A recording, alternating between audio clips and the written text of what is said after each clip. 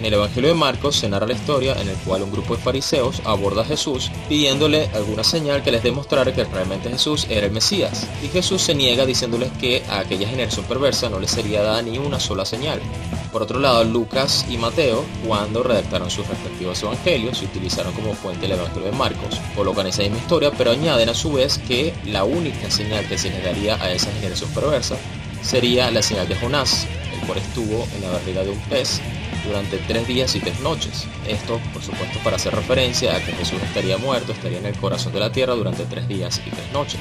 Pero resulta que los mismos evangelios nos dicen que Jesús estuvo muerto solo 2 días, 2 noches, porque él murió un viernes en la tarde y resucitó un domingo en la mañana.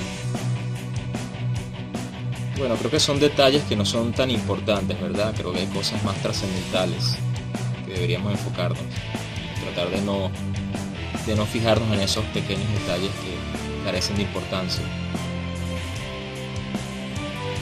Pero en contradicción con este relato, encontramos un Nuevo Testamento repleto de milagros, muchos de los cuales fueron presenciados por los mismos fariseos. Por ejemplo, cuando Jesús curó un paralítico, curó a algunos ciegos, hacía exorcismos y muchas otras señales. De manera que esta discordancia es realmente notable.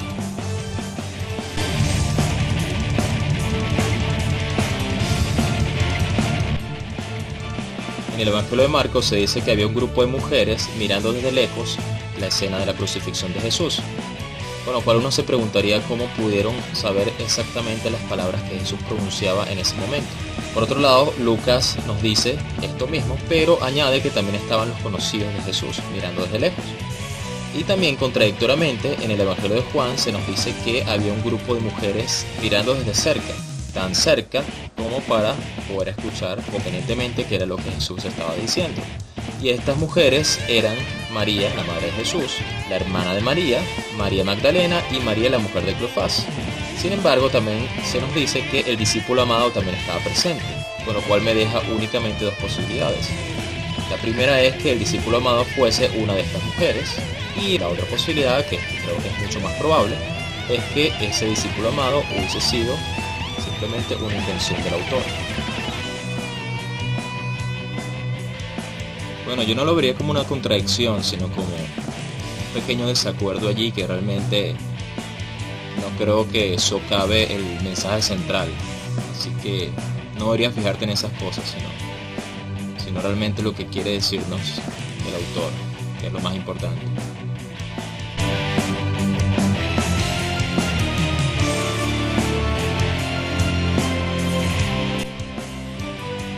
En el Evangelio de Marcos se nos representa a un Jesús totalmente abatido, el cual prácticamente no dice nada mientras es juzgado, condenado y crucificado. Aquí en este retrato, Jesús es abandonado por sus seguidores, las mujeres nada más observan la crucifixión desde lejos. Toda persona que pase presencia tal evento se burla de él, inclusive los 2 ladrones que fueron crucificados junto a él se burlan de él. Las únicas palabras que dice en el momento de su crucifixión, justamente antes de morir, es: Dios mío, ¿por qué me has abandonado? Pero en el Evangelio de Lucas se representa un panorama totalmente diferente y contradictorio, porque aquí Jesús no muestra el desconsuelo y la desesperación que muestra en Marcos, sino que en Lucas Jesús todo el tiempo está en estado de control. Cuando va de camino a ser crucificado, ve a las mujeres llorando y simplemente les dice que no lloren por él, sino que lloren por sus hijos. Por otro lado, Jesús presenta una conversación con uno de los ladrones que era crucificado junto a él y le asegura que ese mismo día estarían ambos en el paraíso. Y lejos de decir la frase desconsoladora que se dice en Marcos, este dice: Dios mío, perdónalos porque no saben lo que hacen. Y al final dice: en tus manos encomiendo mi espíritu. ¿Cuál de los 2 escenarios es el correcto?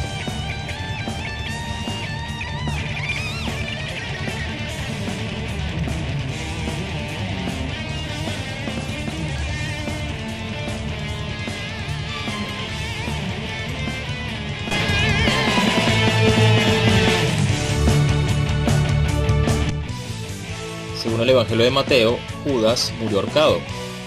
Pero si leemos el libro de Hechos de los Apóstoles, encontramos que Judas se lanzó por un risco y se partió a la mitad. 2 muertes un poco diferentes, ¿verdad?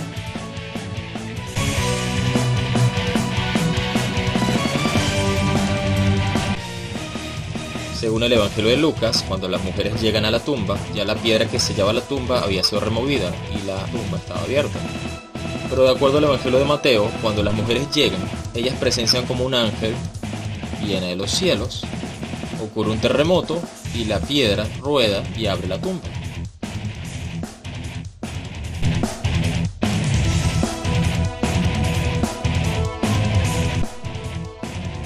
Bueno, si lees el Evangelio de Mateo, ahí encontrarás claramente que se asegura que Jesús primeramente se le apareció a las mujeres y les notificó que se reunirá con los discípulos en Galilea. Pero de acuerdo al Evangelio de Lucas, Jesús le dice a las mujeres que notificara a los discípulos que Él se encontraría con ellos en Jerusalén y no en Galilea. Además, a pesar de que en el Evangelio de Marcos, Jesús le dice a las mujeres que se encontraría con los discípulos en Galilea, estas no dijeron nada a nadie porque estaban muertas de miedo y huyeron atemorizadas. Más resaltante aún es el hecho que el autor cristiano más antiguo, en el caso de Pablo, no menciona nada acerca de este discípulo misterioso llamado José de Arimatea que tenía una tumba privada en la cual puso a Jesús. Tampoco menciona nada acerca de la tumba vacía o que las mujeres fueran a visitar a la tumba y que Jesús se le apareciera a ellas, sino que dice que a la primera persona a la cual se le aparece es a Pedro, después se le aparece a los 12, después se le aparece a 500 hombres al mismo tiempo, después se le aparece a Santiago, el hermano del Señor, y finalmente se le aparece a todos los apóstoles.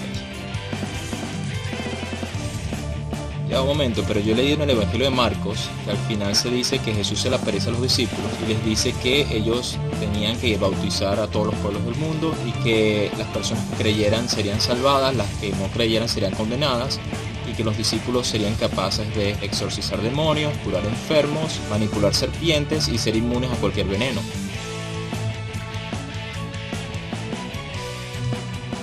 El asunto es que la copia más antigua del Evangelio de Marcos no contiene esos versículos a los cuales acabo de hacer referencia. Por tanto, el Evangelio termina cuando las mujeres huyen atemorizadas y no cuentan nada a nadie.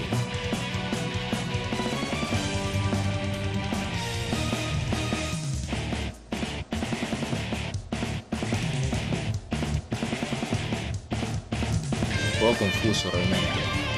No es tan fácil de entender, me parece.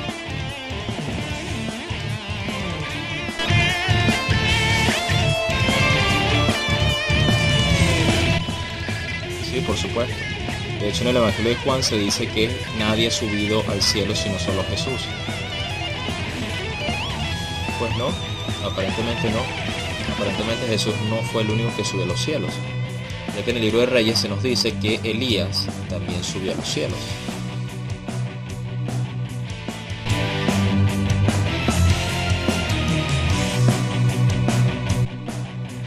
Creo que la Biblia nos dice que tenemos que ser caritativos con los pobres, quizás dar un diezmo de nuestras ganancias, de nuestro dinero.